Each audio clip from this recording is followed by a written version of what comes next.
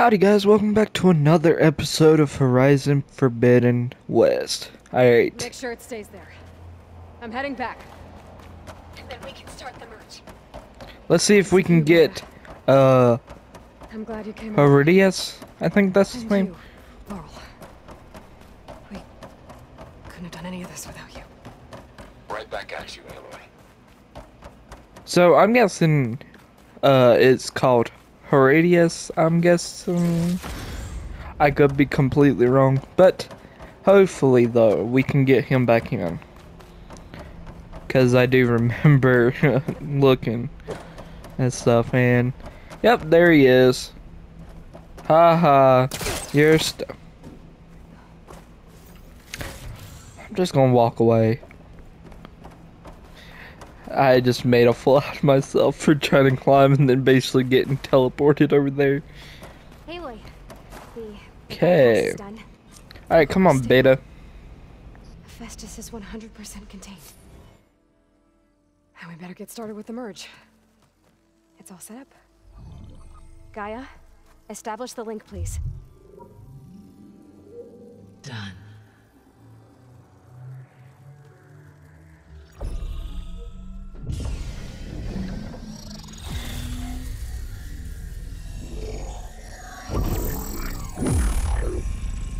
Oh. Wait, oh.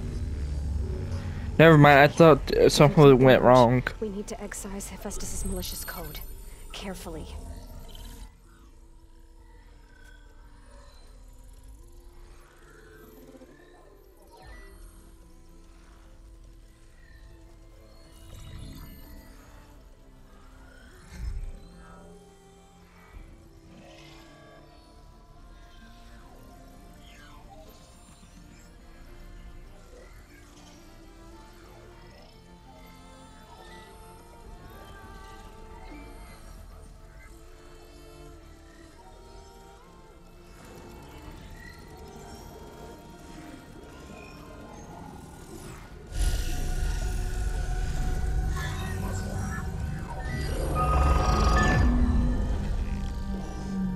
Aloy, look.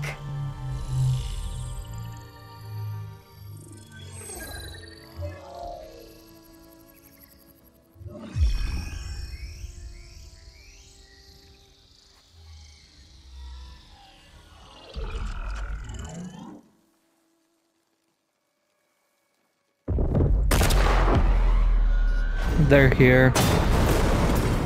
We need to get Beta out of here quickly as possible. Oh, redundant copy. You cost us quite a lot of time. Get Beta out of here.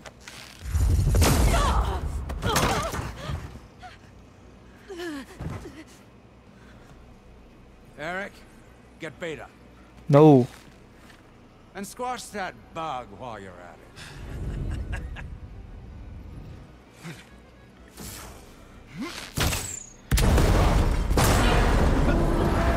There we go. Bro just needs to get Beta out of there. Oh wait, are we gonna... Oh, that's gonna be cool if we get to play as him. Come on! Quit screwing around. Now we're having fun, right? Oh.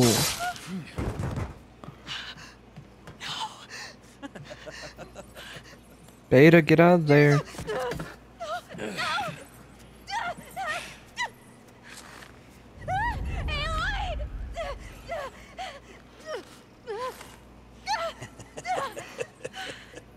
Finally. Tilda, get Gaia and Hephaestus ready for transport. Tilda! I failed. Hush. All is not lost. Tilda! Oh, she's on our side. Stop her! No, I can't even see her. She's on our side. So she was just waiting for the right moment to basically not be a part of them. That's pretty cool that she's actually on our side now. Did she get Beta out of there? That's all it matters, is if she got Beta out there. We're on a prison ship. Great.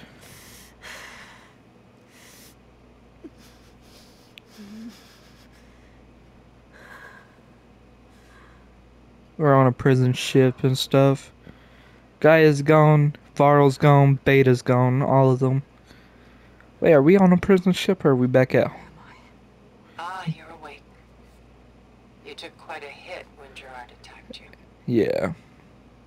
I imagine you must still be in a great deal of pain. I can assure you that we are safe. The others can't detect us here. You mean the other Zeniths? You must be Tilda.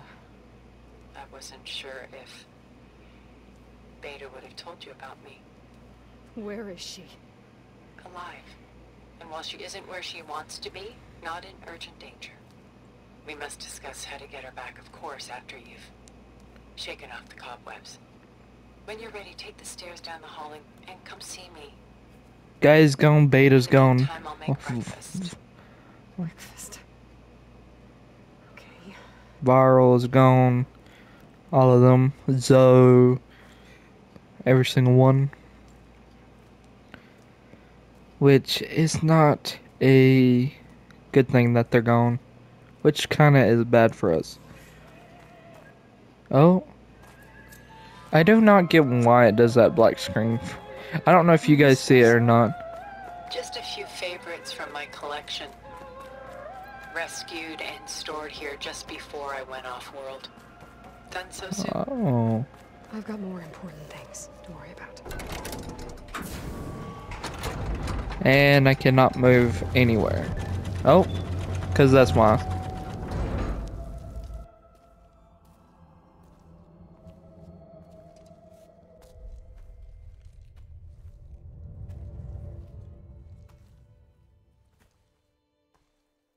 There you are.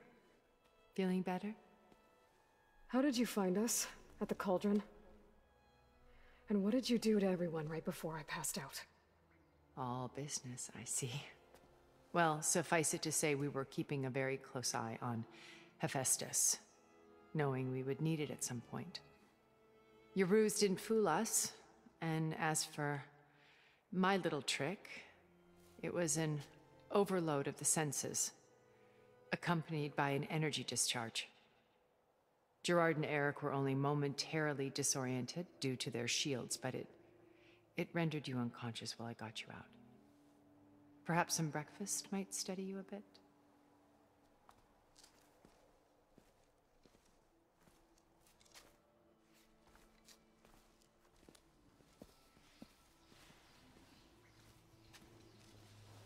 This was your house. The one you recreated for Beta, in the data channel you shared. How perceptive of you. Please, this way. After everything your people have done, you think I'm just gonna sit down and have a chat with you? They're not my people. They never were, and especially not now. You shot off into space with them, and lived with them for 1,000 years before coming back. So what made you suddenly turn on them? Quite simply, this. My old focus. You repaired it? But that means you've seen Incredible things. What you've accomplished in 2 decades of life.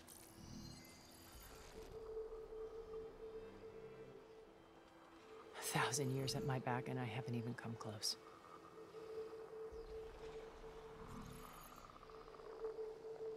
I'm sorry if I invaded your privacy, but I had to. In order to understand. To be enlightened. You truly are Elizabeth's blood. With her drive, her sense of mission, her integrity. Watching all this shamed me for the company. That food looks disgusting, I'm not Having going to all I lie. want is to help you. Even if it means stopping your friends? Especially so. Please, sit down.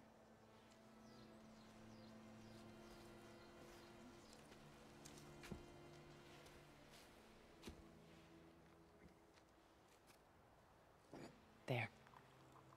That's better. Now, we must recover Beta and Gaia at all costs. By now, you must know that Gerard intends to use Gaia to reboot the Earth's biosphere. Remaking this world to specifications that would only suit us immortals. This process will kill every living thing on the planet. He calls it a clean install. Not if I stop him first. Not if we do. And once he and the others are gone, we can work together to fulfill Elizabeth's dream. I'm sure Beta told you that there's a build of the Apollo database on board our ship. A complete collection of human knowledge. With that and Gaia, we could do everything Elizabeth wanted. Heal the biosphere, educate the people of this world, uplift them. Create the world she imagined.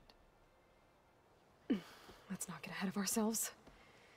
From what I've seen, your friends are invincible. I do wish you would stop calling them my friends. And they're not invincible. In fact, a friend of yours has found a way to defeat them. Silence. Oh, he's been a busy bee, building an army powerful enough to crash through Gerard's precious base. Regala and her rebels. Even now, she's preparing a final march on the Tenakth capital. When she wins, she'll have the entire tribe under her control. Hundreds of warriors and machines to throw at the base. She's been duped. They'll all perish, of course. But it should be enough to break Gerard's defenses and allow Silence to kill him. Along with all the others. Using the new weapon he's developed. Yes, he's found a way to circumvent our shields. Truly an exceptional man. He's planned for everything. Except you and me. You see, while his army is battering down Gerard's doors, you and I will sneak in through a back way. One that only I know about. While Silence and my friends are busy battling each other, we'll take back Beta and Gaia. I told you I want to help you. I mean it.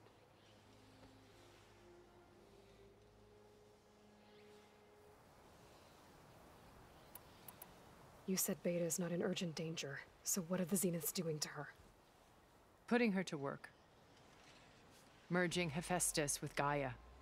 A difficult, time-consuming task, as I'm sure you know. They will compel her if need be. But her life is not in danger. She's the only one who can do it. Because you people made her to be nothing but a tool. Gerard's idea, not mine. They always viewed me with suspicion when I attempted any form of kindness towards her. That's why I created the data channel. A virtual place where we could speak in peace. My old focus. How did you find it, let alone repair it? When we encountered you at the Hades Proving Lab, Gerard saw you as a redundancy. I knew better. You were a revelation. After your dramatic escape, bravo, by the way. Gerard and Eric assumed you were dead and gave up the hunt. I wasn't so sure. When the others were busy, I returned to the lab and searched for any trace of you. That's when I found this little treasure. Not easy to repair, but certainly worth the effort. As I watched your life unfold, you were like a splash of color on a worn canvas. What Liz was, and more. Did you show it to the others? Of course not. It was your actions that inspired me to defy them. It's worth noting that if I hadn't found it and watched its contents, I wouldn't have known to save you at the cauldron. You'd be dead. So I should be grateful? If you like.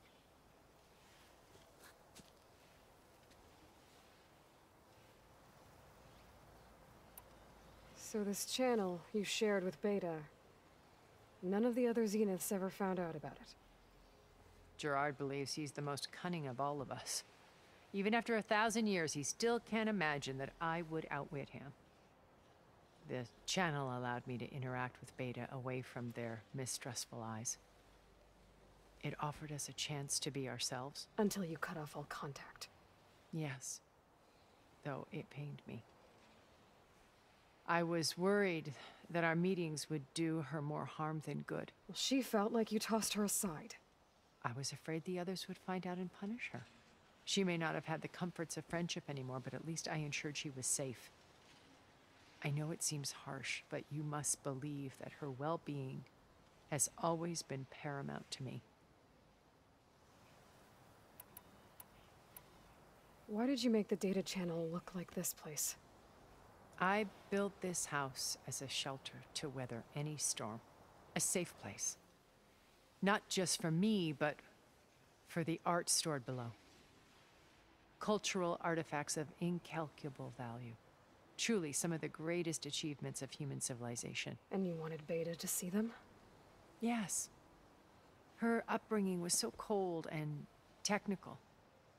I thought if she could experience Vermeer and Rembrandt, it would bring something else into her life. A heritage every bit as valuable as the scientific and technical data being drummed into her. I'm sorry I had to cut off contact, but I'll never regret sharing this house with her. She needed its shelter even more than I did. So you know all about me. What about you? What would you like to know? Well, start with your life on Earth. When I was 8, terrorists flooded my home city. Thousands drowned, my parents included. I was one of the few who survived. My guardian sent me to boarding school. Among my peers, I was the strange girl, the orphan to be avoided. All because of circumstances beyond my control. Oh. So we're a lot alike, huh? Aren't we? You were an outcast. But you didn't let that stop you from getting what you needed. Neither did I. I climbed my way out of desolation and used my wits to build a fortune. First, from the technical analysis of art and the detection of forgeries. Profitable expertise in those days. But as it turned out, the software I developed was even more useful for counterintelligence.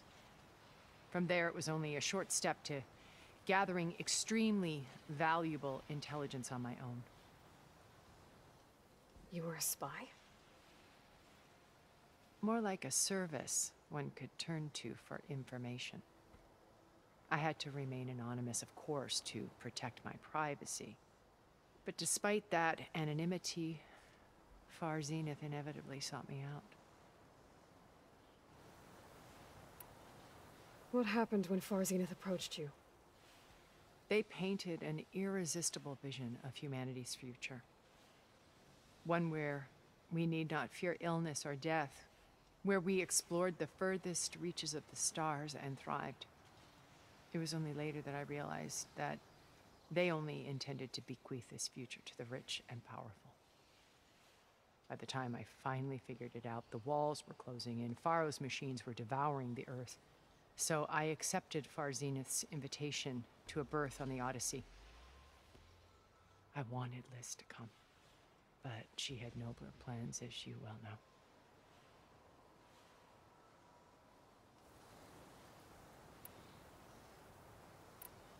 So you didn't know the other Zeniths were monsters until it was too late? I knew some of them were, certainly.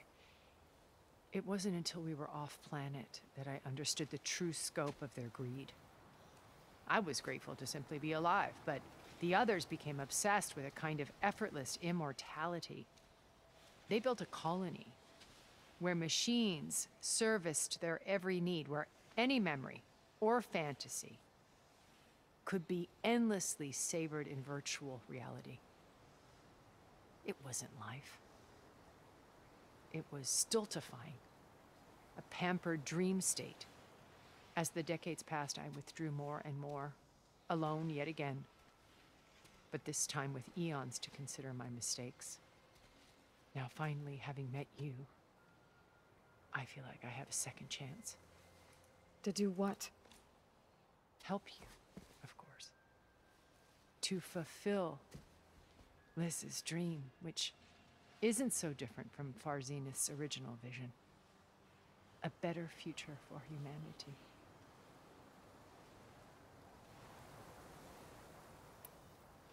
Beta told me your colony was destroyed. That you came back to Earth because you had nowhere else to go. It's true. After we reached our destination, a planet in the Sirius star system, we spent decades building a new home.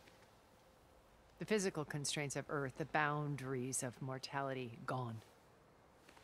To think of what we could have done with it. It might have been a utopia. Instead, we stagnated, absorbed in effortless comforts and virtual realities.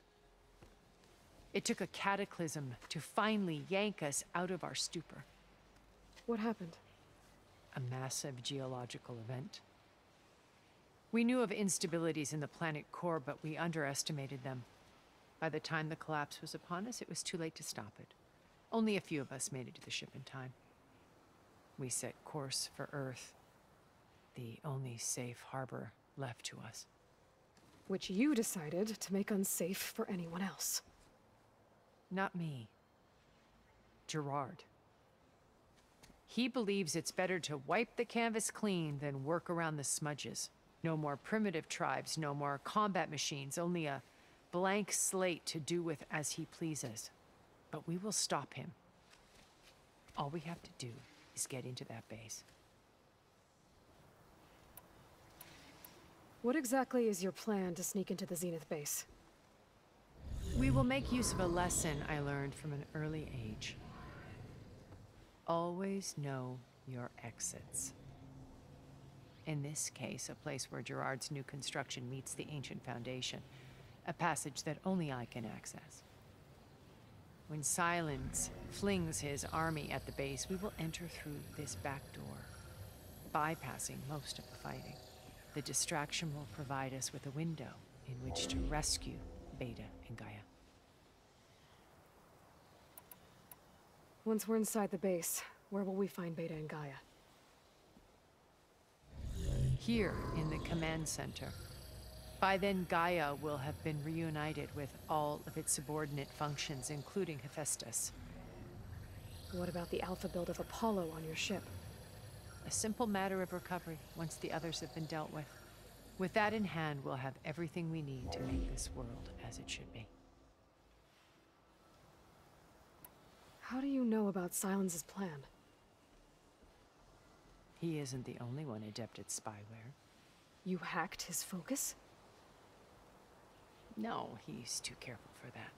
But his subordinates? Not so much. He gave additional focuses to the tribals he branded the Sons of Prometheus. The ones working with Regala. By tapping their focuses, I learned about most of his dealings.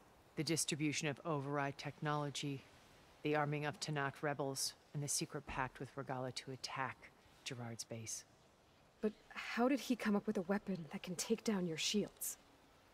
That's the one thing I haven't been able to figure out, but however he did it, I'm quite certain it will work. With it and the Tanakh army, victory seems to be within his grasp. Such a shame he'll be disappointed. Regala's only interested in killing Hekarro and waging war on the Karja. What does she have to gain by attacking Zeniths? It's the price she must pay for her war. Without the ability to override machines, her little rebellion would have languished in the desert. So she trades with the Sons of Prometheus. Machines to help her overthrow Hekarro. In exchange for an assault on the base. Pride has deluded her into thinking she can actually survive such a battle. And all without ever knowing who the Sons of Prometheus really answer to. Yet for all of Silence's brilliance, still he underestimates you. That blind spot is what will allow us to take Beta and Gaia right out from under him. While hundreds of Tanakh are cut down outside. So you knew Elizabeth. What was she like? Liz was everything she was. I see in you. And more. Your ingenuity, your determination, your moral compass. You've managed to distill her greatest qualities and make them your own. I'm not asking about me. Tell me about Elizabeth. What was she really like? The honest answer is that I don't actually know. For all the time that I spent with her, she always kept a part of herself locked away. It was like that from the moment we met. So when you met Elizabeth, she was what? Distant? Aloof? Not aloof. Not exactly. It was a summit in Paris about machine learning. A touchy subject in those days. Because regulatory authorities were just starting to clamp down on AIs. Liz gave the keynote address. She had already achieved great renown for her work in automated environmental reclamation. But in her address, she was just starting to imagine the next step. An AI-driven system that wouldn't just act on its programming, but actually take responsibility for its sphere of influence. To care about life. Not just follow orders. Revolutionary stuff. I was fascinated. And I wanted to meet her for a long time. I watched her after her talk. She had spoken with such moral authority, such empathy. But after that, she retreated. I could tell she felt uncomfortable with all of her admirers. It was as if giving the talk had cost her something. I didn't want to be a pest, so I planned my approach carefully. So how did you finally approach Elizabeth after her talk? I picked the right moment. The morning of the next day, right as she came back to the conference, she had just had her coffee. She was fresh, rested. It was like she had braced herself for the onslaught of colleagues. I asked if I could walk with her, then put forth a question about her talk that I thought was intelligent. Her answer made me realize it wasn't, but she was very welcoming. Almost as if we were previously acquainted. It was only halfway through the conversation that I realized she knew exactly who I was. It was quite a shock to me. My business was trafficking in secrets, and I took great pains to protect my anonymity. So that was Liz, perpetually one step ahead. I came to view our meeting as a metaphor for our friendship. She always seemed to know me far better than I knew her. I guess I know the feeling.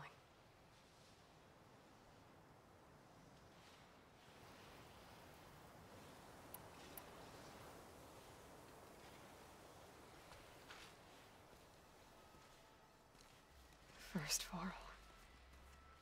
Now Hikaru and the Tanakh. Your plan would wipe out an entire tribe. There has to be another way. We are in an admittedly desperate situation, but I assure you there isn't. Remember Zero Dawn. Elizabeth's sacrifice. Sometimes many have to die for a new world to grow.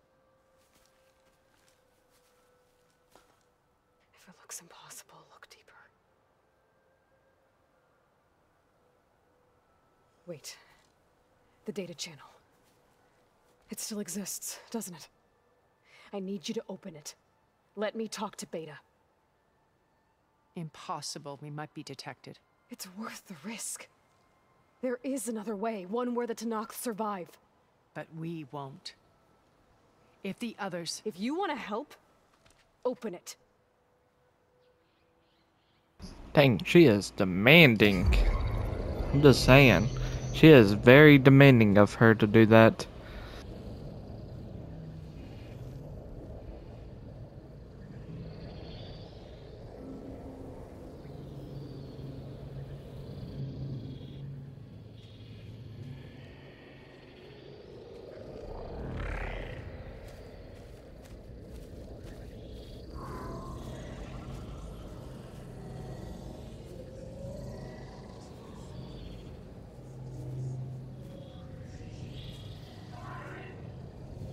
What are they doing to her? Virtual reality dissociation. The manual merge of Hephaestus will take hours upon hours of tedious micromanagement. If she resists the work, they run simulations to induce feelings of isolation and despair. Beta, can you hear me? You're alive. They're watching me. I can't hold up this extra protection for long. You should have killed me. No. No, look at me. I'm coming for you. I promise. Okay? I just need you to hold out a little while longer and work on the merge.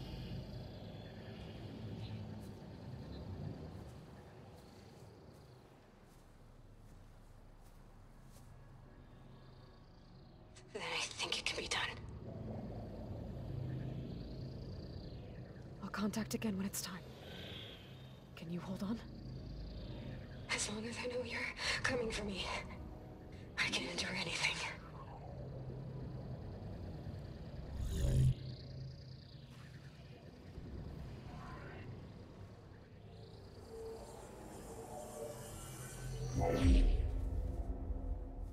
All right. I did as you asked. Now I think you need to tell me what you're planning. I'm going to take Silent's army away. I don't need it. Only the weapon he made to penetrate your shields. And how do you propose to get it? Ask him nicely? Without Regala and her rebels, he won't have a choice. We'll be his only option. Only option for what? What did you tell her? That is between me and my sister. Will be Silent's only option for crashing that base. I'll tell you the rest later. But first, there are a couple of things I have to do. Oh. And what are those? Lay my friend to rest. And then I'm going to use the override that Beta gave me at Gemini to put an end to Regala's rebellion. From the air. Wait. Since you insist on doing things your way, I know of something that will truly help you make a grand entrance with the Tenakth. The ancient Horus Titans still possess electromagnetic energy cells as part of their arsenal. Drop one of those on Regala's army and they'll receive quite a surprise.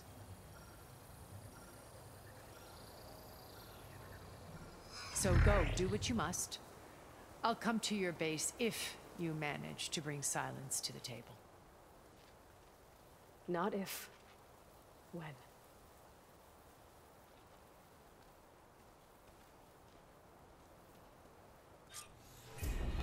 Alright guys, well I'm going to end it here. So if you did enjoy it guys, do like and subscribe and I will see you guys later.